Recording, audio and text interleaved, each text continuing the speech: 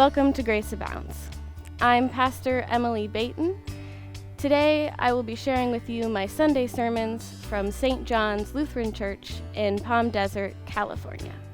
Thank you for joining us, and may you find grace, peace, and comfort in the message today.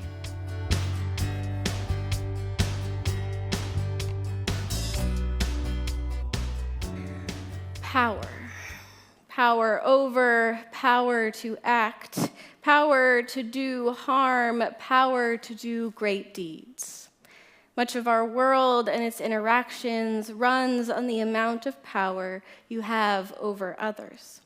The power to take, but also the power to give. It is not the power that destroys, but the wielder of that power.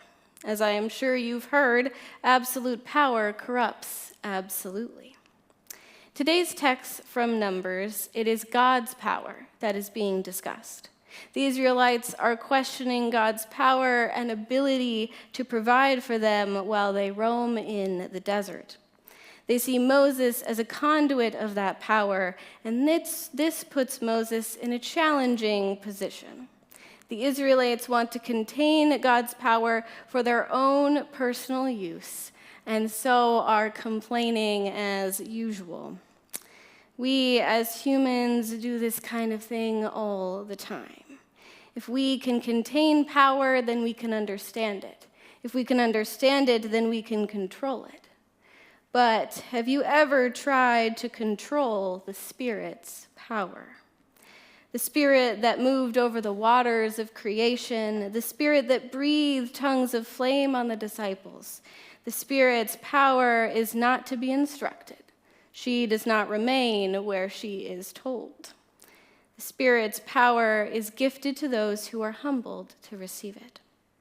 Moses is one of those gifted with the Spirit, but the burden of power is too much for him.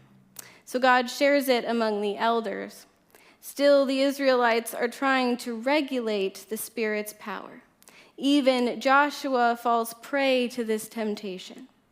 But Moses maintains his humility, allowing others to be conduits in the work of the Spirit. This relinquishing of power is a good example of hilm. Hilm is an Islamic term meaning to have power and yet choose not to use it. It is a word found in one of the Arabic names for God, Al-Halim, one who does not react out of anger, who could punish but chooses not to.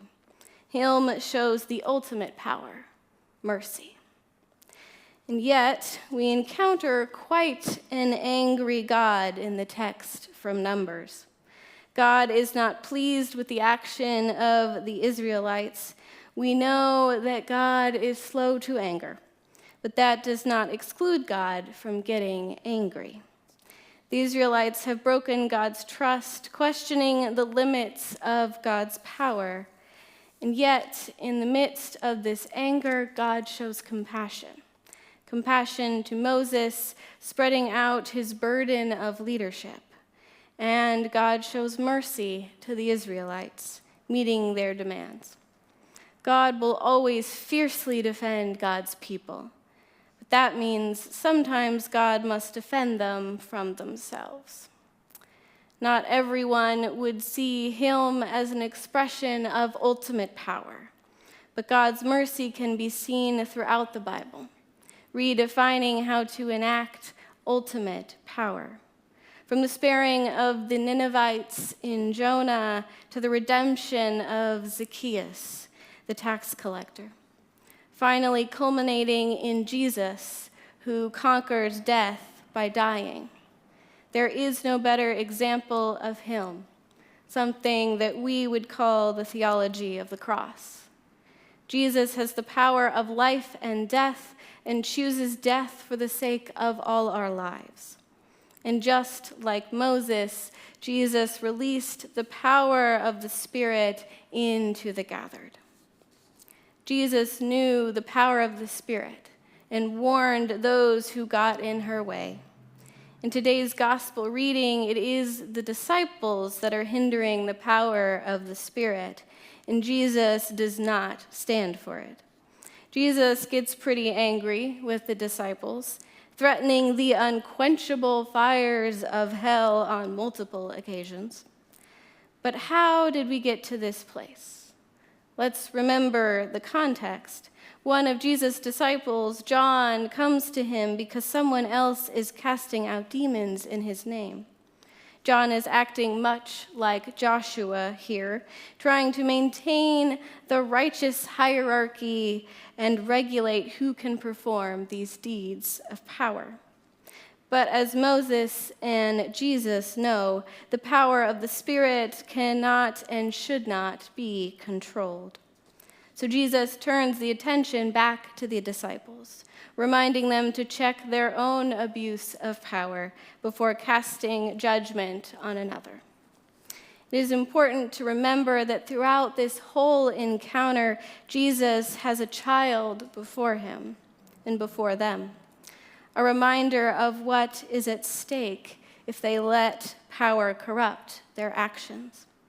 Jesus uses some pretty harsh language and graphic images of cutting off limbs, but that is how serious Jesus takes the abuse of power.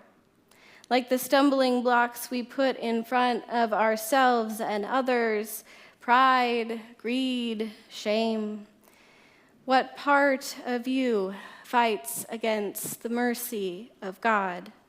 What child of God are we keeping from the arms of the Lord because we have deemed them unworthy of the Spirit's power? Luckily, we do not hold this responsibility and accountability alone.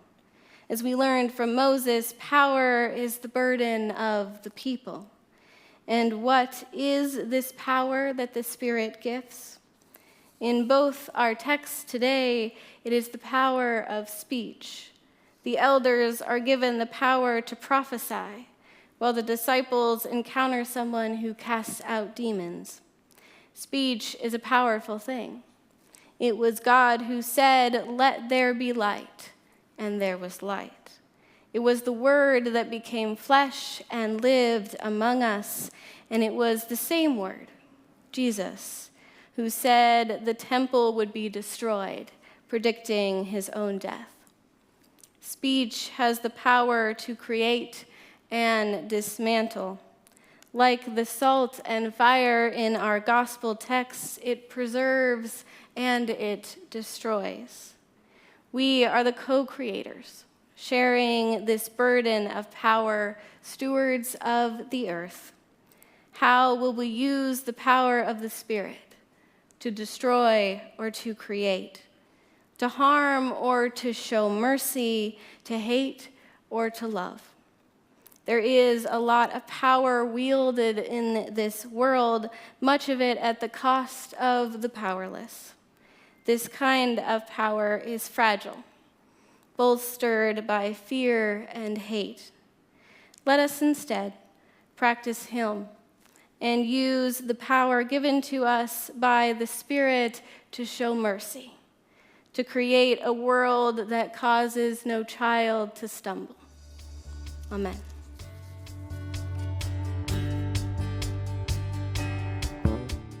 Thank you for listening. Each week's episode is edited by Nick Cox with music by St. John's Worship Band.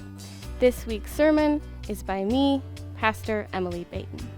Make sure to subscribe, and if you would like to know more about St. John's mission to know Christ and make Christ known, please visit our website at stjohnslutheran.church. May God be with you this day.